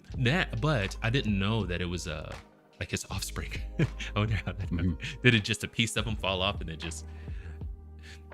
I don't know exactly how it happened. Right. Apparently, there's like a whole comic book series about like Venom and his origins, and there's so many comic books. Oh my god! And because of who Cassidy was, because of like it's just a bloodthirsty psychopath. That's probably why Venom changed so much. You know. So, right on. But you were asking if there was going to be a crossover in this game. I doubt it. Okay. Do you think that in future installments they might, assuming this does well? Because I don't. That's a big assumption. Yeah. I don't know. I think Loki mentioned earlier. it if it may have the same writers as Spider-Man 2. Like if it has the same writers as Spider-Man 2, it's not going to be good. Gotcha. Yes. I don't know. No, if it does have the same writers as Spider-Man 2, probably not gonna sell. And I will go ahead and say temper your expectations, because that's probably where they're going with it.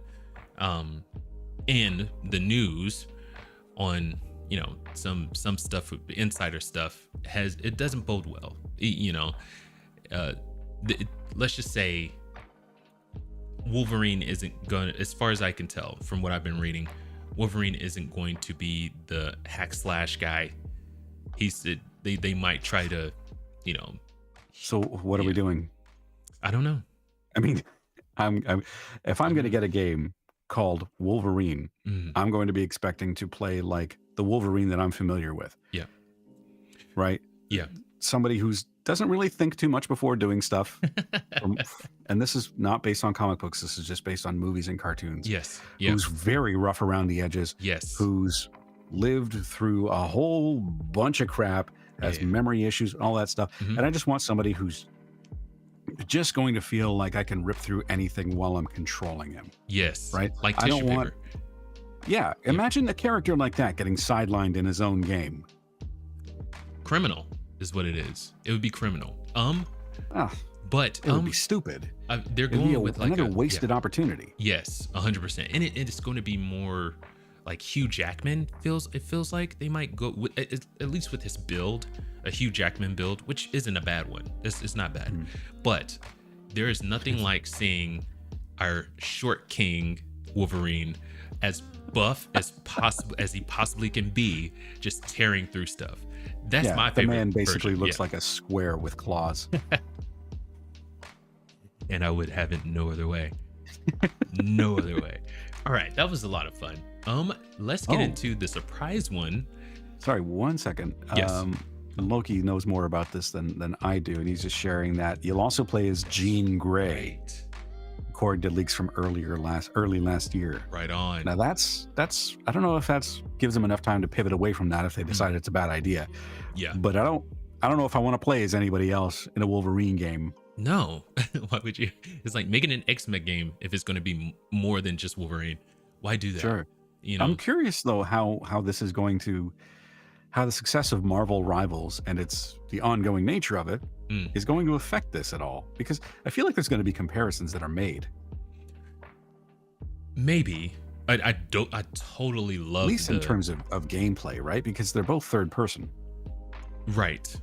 Maybe, but you know, the way that they're going around is totally different. You know, you got the live service aspect of Rivals and the single player aspect of Wolverine. Yeah. They're different genres, of course, but there will be some overlap there because you already have an overlapping character. 100%. And people may criticize, even the voice actor's not as good as who you have in Marvel Rivals, or the gameplay is not as fun as it is in Marvel Rivals. Yeah. So I feel like there's a chance those comparisons are going to be made, good or bad. Right on. So that question here, do you think that is going to uplift Wolverine or downgrade Rivals? Well, the opposite could happen. It could boost Rivals and downgrade Wolverine. True. Very true. I don't know. I mean, based on the reception of their last project, I know if I was invested in, so let's say that I bought Spider-Man, really loved it. Yeah. Because from all accounts, it seems like a fun game and I probably would. And then played Spider-Man 2 and I was horribly disappointed by some choices that they made. Yeah. I'd stay the hell away from Wolverine. Yes, right. Until I knew what it was. Yeah, they poisoned the water hole with that one. Woody, I'm sorry. They poisoned the water hole. Plus, Wolverine will 100% be $70 and not on PlayStation Plus. That is 100% guaranteed. Yes, you're exactly right there with that Loki. That's Loki. I got to give him credit for that. Yep, it is 100%, if not $80. That's, I think, and you know, that's who knows anymore? Who knows if that was Sony pulling the strings or if that was Insomniac going to Sony saying this is the game they want to make and Sony just greenlighting it? You know, who knows? But as far as the pricing goes, that'll be a PlayStation decision. Oh yeah, 100%. Yeah. And PlayStation needs all their monies. They need all their money. Now, This game's been in development for too long. We're not going to be able to fail fast and cheap with this one. this is true. No, what he meant was after Wolverine. After that, they'll fail fast and cheap. Oh, okay, okay. Hilarious. And this is an update from the Nintendo Genki lawsuit that was going on. And we talked about this right when this thing happened. Genki came out and was like, hey, we got a mock-up in the back. You guys want to see? And we were like, that's dumb. That's such a bad idea. Yeah. I remember, because there was a bunch of us on that panel and we were all like, this is a terrible idea. Yes. What are you doing? Yeah. Are you not aware of Nintendo's lawyers? Oh my God. Like their track record, they'll sue a ham sandwich. You know what I mean? Like Nintendo, if there was a ham sandwich with Mario toasted on the top, that sandwich is getting sued by Nintendo. You know, it's funny. I'm not going to lie. There's a plumber in my town, in my city. I've seen driving around with a logo that looks suspiciously like a Super Mario Brothers logo. I'm like, dude, you better hope they never see that.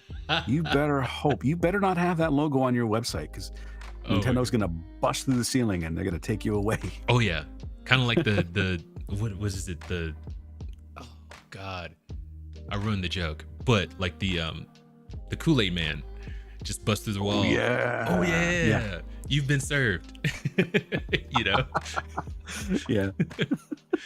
Goodness gracious. So Nintendo lawyers secure another payday after reaching settlement with Genki over CES Switch 2 mock-up. This one was kind of a layup. We kind of knew this was going to happen because yeah. Nintendo doesn't do warning shots. They kind of tested the waters with Pocket Pair, you know, but they had to retroactively go back and patent all of their stuff, which is to me, it feels very not fair that they're able to do that. Dirty pool. Yes. Dirty pool. Yeah. Not Deadpool, but dirty pool. Yes. No, I mean you're not interested in competing fairly at that point. That's what that shows me. Exactly. Yes. They want to monopolize the throwing of balls. Like, come on, guys. Obviously, you know, Pokemon and all that good stuff, but well, I don't think even Pokemon was the first one to do that. They just patented it, which should not be a thing. You shouldn't be able to patent that. Like, no, I will stand by. Like, I don't know if there's still that'll be another good one to kind of revisit to see how that one's turning out. But as far as I know, I've read a lot of articles that Pocket Pair has been changing a lot of their stuff so that, you know, they are outside of the purview of the Nintendo lawyers, you know. So they've been changing stuff. But if they change it and then the lawsuit get dismissed or whatever, fine. But what I don't want to see is, you know, they continue down the road and then Nintendo wins. Nintendo should lose that lawsuit. They should not be able to patent throwing a ball or monsters, you know, pocket monsters or whatever. They should not be able to patent that. It's not up to us, man. We can think all we want. Like, they should win, they should lose, because that aligns with our sense of justice in this and the principles around it. Yeah. But it's the law. Yeah. The lawyers and the judges get to decide. Yeah. And who wins and who loses. It sucks. Yeah. Pocket Pair didn't do themselves any favors by getting so close to Pokemon, though. But go ahead. Sorry. No, and they didn't make the comparison themselves, but people were immediately saying it's like Pokemon with guns, and oof. Yeah. Yeah, that's not good if people are making that comparison that quickly.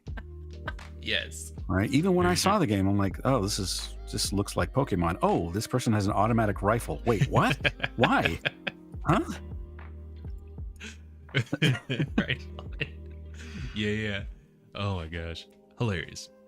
Good stuff though. You know, but anyway, like you were saying, it's not up to us. Have you played Pal World? I have not. Again, I backseat game that one just because. Okay. Yeah. We're getting there. I haven't either. Yeah.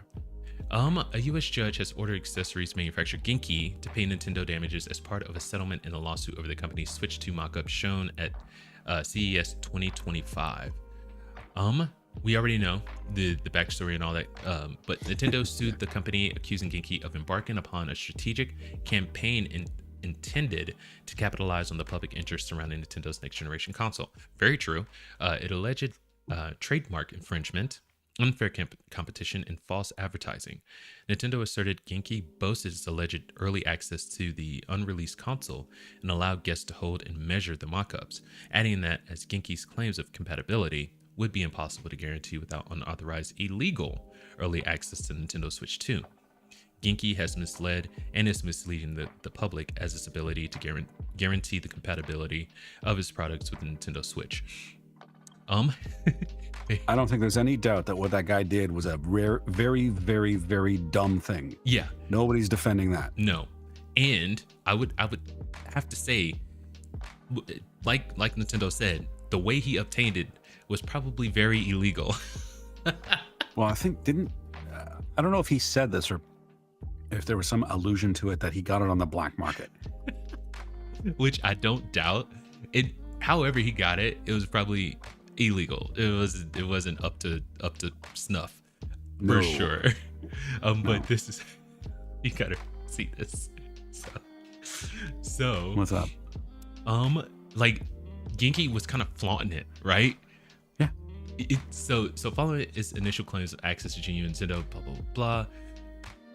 Nintendo also took umbrage with a tweet from Genki on January 20th, which showed CEO Edward Tsai with a finger to his lips and the caption, "Genki ninjas infiltrate Nintendo Kyoto HQ," and a pop-up on the Genki website that read, "Can you keep a secret? We can't." So, did this guy want to get sued? I mean, I think so. Like, I don't know. It fell off. Loki's saying it fell off the back of a truck. Yeah, right. They'd still sue you. Oh yeah, 100%. But how? Yeah. This was a calculated risk for somebody who's bad at math. Oh my gosh, 100%. What were you thinking? Were you thinking? Maybe I shouldn't make that assumption. Yeah, I don't think so. He might have been like, I know, the algorithm will like this, but he might have been like on some kind of super stimulant at the time, because like these comments don't sound like they are of sober mind, to be 100% honest. Pick your poison, I guess. But he was probably like, you know what? Riding he could have been high. on one of the worst stimulants ever imaginable, which is ego. Perfectly and said. The smell of his own farts. Maybe he thought he was immune. Maybe he thought he was untouchable. I mean, I see this and think, okay, if this guy is ballsy enough to think that he can get away with this, what has this guy gotten away with before? That's a great question.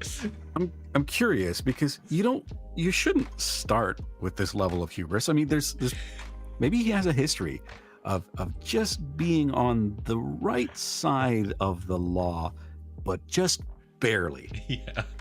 That is such a great point, because knowing Nintendo's reputation, you would not flaunt this. Playing with fire, boy. Yeah. It's like, oh man, you might have taken it off the black market, or you might have had your ninjas infiltrate Kyoto HQ, but it would be on a very hush hush thing. It's like, oh yeah, hey, we got the mock-up of the Switch 2 in the back to see how our stuff fits on it. You want to see it? You want to check it out? It's not, hey, come on over to our booth. We've got the mock-up of the Switch 2 in the back. It's like, hey guys, look what I've got. Yes. I snuck into the dragon's cave and managed to infiltrate its hoard and take something that's very valuable. Didn't make it out of the cave though, before you get burned to a crisp. Right on. R.I.P. anyone wearing headphones, by the way. I was kind of loud on that one. Sorry. Sorry about that. Shoot, man, that's all we've got for today. Ooh, let's see if I can bring this up here. Let's see. Do I still got it? Am I still good at this? Probably not. Let's be honest. Oh, yeah, man. You're the best around. Nothing gonna ever bring you down. Da, da, da. Sorry. No, you're. Yeah, I've done that to myself. I've got that song in my head now too. Right on. Uh-oh. What? Oh, nothing. It's just shoot, man, we've kind of been doing this. Ooh, you know what? Here, let's start here. Yeah, let's do that. This one is coming from Loki, so I still got it. Carnage was a split off from Venom. Yep. Just for anybody who didn't know, the only team up in the new Avengers run pre-Disney buyout. Right on. Okay. So, and that's in reference to Spider-Man and Wolverine working together. They worked together in the. Do you remember those days, Fox? Do you remember those? Before Marvel was bought up by Disney. Yes. Those wonderful days. Yes, because they had the X-Men cartoon, they had Spider-Man cartoon, and they both were amazing. Amazing. Well, they're part of the movie. The MCU was pre-Disney, right? I want to say that was post. That's hard to remember now. I want to say it's post, because that's what they're calling the. Oh, well, they say the MCU, but it's the extended universe for Disney. I'm sure Loki will definitely have the answer to that. Well, his bloody name is Loki. He's gonna know. That's true, because that's a Marvel. Loki. He's a Marvel character. He's a Marvel character. But after playing like God of War and Hellblade, you kind of lose that. Oh. You kind of lose it. You know what I mean? Especially since like the Norse and stuff like that. Like Thor was a redhead, beer-bellied giant guy. You know, not a blonde-haired, blue-eyed pretty boy. You know, or a slick, long black hair English dude from the movies. Oh yeah. Oh, well, I was thinking Thor. Yeah, Tom Hiddleston. Yes. Yeah. Handsome guys. They did a good job casting those guys, and the range in those guys are amazing. It's unlikely they'll team up because of ownership. True. Very good point. Thank you. Yeah. Sony owns distribution rights of Spider-Man, but not the X-Men. Very good point. Also, you would play Jean Grey according to leaks from early last year, which is a non-plus for me. Plus Wolverine will be 100%. Plus Wolverine will 100% be $70 and not on PlayStation Plus. They need all the monies. Plus, there will be a digital only super bundle that will be double that price because Sony loves doing that crap. Okay, what's gonna be in the Wolverine bundle? You're gonna get a pair of claws. You might get a statue like they did with God of War, which I thought you might get a gun. 007 First Light. The $300 collector's edition bundle has a replica of the golden gun. Oh, that's sick. That's pretty sick. I'm sorry, I like that. It's $300 though. I mean, come on, that's ridiculous. Well, price removed. That's sick. That's $300 for a collector's edition of a game that I don't even know is going to be good yet. That's very true. Also, very good. That's very good point. We don't know if that's going to be. It looks like it will be, but it won't be 007. It won't be. I mean, it's like someone described it. It looks more like just a first or third person shooter. It doesn't look like you're going to be getting to like the suave stuff of James Bond. It's just going to be Uncharted, but you know, freaking what you call it, James Bond. maybe I don't know. Uncharted Bond. I don't know how to put that together. Fell off the truck. Yes, Ginky should have went with that instead of what they actually went with. I don't think it would matter. The ham sandwich. Yeah, it fell off the back of a truck. Suspicious. Yes. Smell his own farts. Love that one. Oh yeah. Sounds like they ran into Gildas. Ooh, that sounds like a dragon name. I don't know the reference. Let me look it up. Gildas is from the final boss of the King of Dragons. Oh, right on. Because we were talking about it goes into the horde to get the dragon's horde. Yep. Right on. King of Dragons. That was like, Like you can. Oh wow, I'm not gonna make that gesture on Oh the my live. I God. was about to, but he just kind of freaking flicked it in there on the He made it. smallest He made deal. an awesome indie game, or not indie game, but a retro game reference. Yes, he King did. of Dragons came out in '91 for SNES and was also an arcade game. Oh, I remember this. Oh, you're Looking gonna at screenshots of it, I remember seeing this in the arcade. here. Hold on. Wait. What's the name again? The King of Dragons. Kind of reminded me of Golden Axe. King of Dragons. I see the front art. Oh, this looks like what is the name? I love this game so much. Altered Beast. Oh, that was a Sega title, right? I want to say yes. I remember seeing that Whoa, game, what is like it? just the Oh. poster for it and all the advertising and all the gaming magazines I was looking at the time, and I'm like, I don't know if I'm ever going to be able to play this because I didn't have a Sega. And I have it. Like they have it for like old like Sega like big Sega games. They have it for PlayStation. I had it. I don't know where it is now. Now I can't go back and play Altered Beast. Because you look anywhere.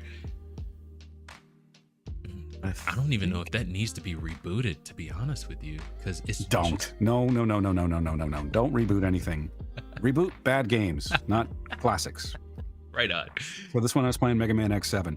Reboot that game because it had lofty ideas, but just executed so poorly. It deserves a remake. Right on. That is, dude. Yeah. Okay. All right. Oh, you know what? I kind of want them to like just not what do you call it? You just clean it up, clean up the graphics like they just did with Renovate, remaster. They need to remaster Jack and Daxter, give it a fresh coat paint, and update the mechanics a little bit. I'm playing through the first one right now, it's so much fun. I freaking love that game so much. I do hate the collector's deal with that though. You got to collect so many of the precursors to move forward. Don't like that, but other than that, love that game so much. So freaking good. Here, there was a Fox X-Men and Sony Spider-Man independent of MCU. Yes, right on. Okay. Loki Jarson. It will be good because it's made by the Hitman devs. Okay, and that's a reference. 007? Yeah, right on. All right, That explains some of the comparisons that I've seen, though, because people were saying it just looks like Hitman with a Bond skin. Gotcha. On it. Right on. And me and Scotty, we watched the trailer for it, like when it first came out, and to me, the Bond that they are using, he's not handsome enough. I don't know how he's going to be serenading women. But in the books, Like that. I don't think he was supposed to be. He was supposed to be just like an not average like looking a guy. model type guy. He was just like an average looking dude, I think. Oh no, you either got to gotta go look at- Sean Connery, like, wow, the beard looks like it can knock me out, or like how they portrayed. And don't get me wrong, I think not Gerard Butler. My God, the last iteration of James Bond, Daniel Craig. his eyes are so dreamy. So it's like, yeah, you can get away with that. It's like serenading that beautiful Indian woman on the beach, and I'm like, yeah, Daniel Craig could probably pull that off. Is not my favorite. Who's your favorite Bond? Since we're on the subject. The only ones that now you're gonna hate me for this. The only ones that I have seen is the Sean Connery and Daniel Craig. Really? Yes. You've only seen those two? Yep. Oh man, Yeah. you're missing a lot. I know. I thought I don't watch a lot of movies, I but holy cow! Mm. The only thing because I actually just watched Goldfinger the other day. yes. But I said, I've never watched any of the George Lazenby movies. I Okay. think there were two, Yeah. right? But I've never watched any of them. I got to go back and do that. And those are Maybe the we'll ones do like that a watch had, party. We'll watch them together and introduce you to a different Bond. Very cool. Those two. One of them had Holly Berry in it, didn't they? That was later, much later. That was Gotcha. Pierce Brosnan. Gotcha. So There you go. GoldenEye, Okay. Mhm. GoldenEye was the start of Pierce Brosnan's run. Gotcha. Okay. They're kind of, people compare them a lot, but really it's just like a different Bond for a different generation. Gotcha. Okay. Right? Yeah. You So can that's- kind of see that too. It's like, in with the Daniel Craig, and he's more fast and loose. He's more of a renegade and things like that. And with like some of the other ones, it's more methodical and thought, like using your brain more. With this, with Daniel Craig, it was just action. There's a lot of action. And I don't know. I just always felt like Daniel Craig never seemed in control of the situation, like the situation was controlling him. That is a very good point. And I can only say this because I've only watched Casino Royale and Loki's saying he needs to correct us in real time. Because I was wrong. Lazenby was only in 1. I was thinking of Timothy Dalton, who was in 2, I think. We'll just wait, and he'll correct me if I'm wrong. And if I'm right, he'll say nothing. So, okay, real quick, let's get down to that. Altered Beast was Genesis and arcade. Awesome. Okay. Very good. Thank you for setting us straight on that, Loki. Or Lord Beerus. King of the Dragons, to me, always reminds me of Lord of the Rings or maybe D&D. Right on. Okay.